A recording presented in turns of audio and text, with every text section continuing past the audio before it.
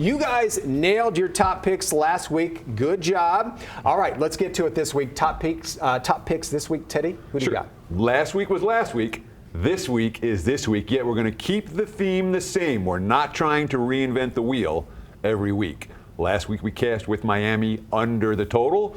This week we're going to look to cash with Miami under the total.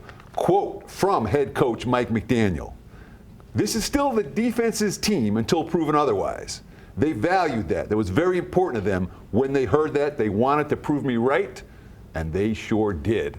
Baltimore, similarly, defensive mindset, offense still working out the kinks after they didn't play at all in the preseason. Look for Miami and Baltimore to stay under the total.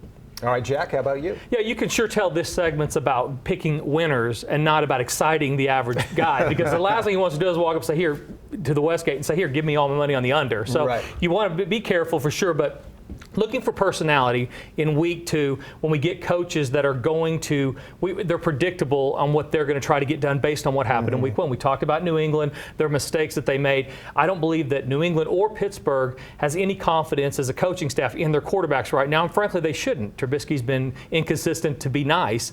And so I think both of these coaches we have gotten out of them over their career, which is defense, field position, limit the mistakes.